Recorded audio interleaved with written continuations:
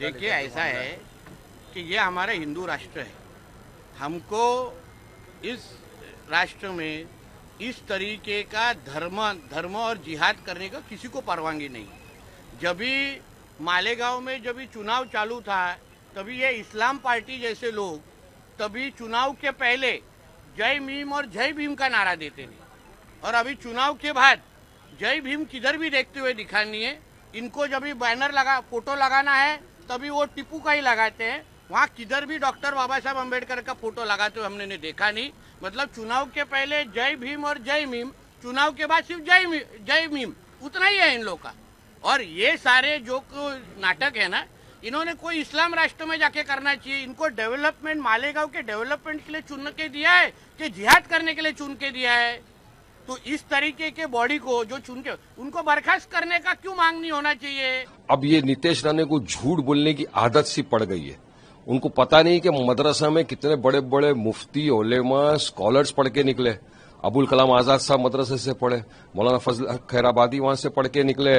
इतने उलेमा, scholars, Islamic scholars जिन्होंने ब्रिटिशरों के खिलाफ जंग आजादी में हिस्सा लिया, जिहाद का फतवा दिया, वो मदरसे के प्रोडक्ट के मदरसे से पढ़ के निकले। तो क्या ये आतंकवादी है? इस तरह के अल्फाज इस्तेमाल करके ये तमाम जो फ्रीडम फाइटर्स है उनका अपमान कर रहे हैं ये।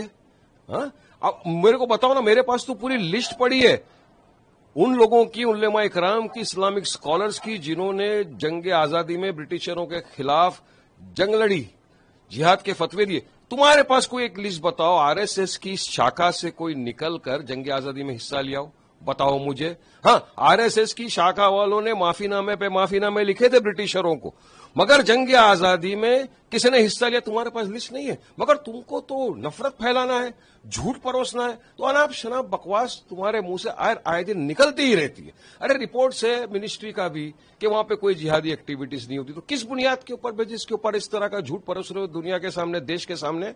बात नंबर 2, अब इन्होंने कहा मालेगांव का इंसिडेंस कि वहां पर कुछ लोग नमाज पढ़ रहे थे जो गवर्नमेंट ऑफिस थी। तो भाई साहब, मुसलमान के लिए 5 वक्त नमाज पढ़ना फर्ज है। रमजान का महीना है, अगर वक्त हो गया किसी ने 2 मिनट किसी को डिस्टर्ब किए बिना नमाज पढ़ ली तो क्या किसी का बिगड़ गया? क्या इन ऑफिस के अंदर पूजा नहीं करते हमारे हिंदू भाई?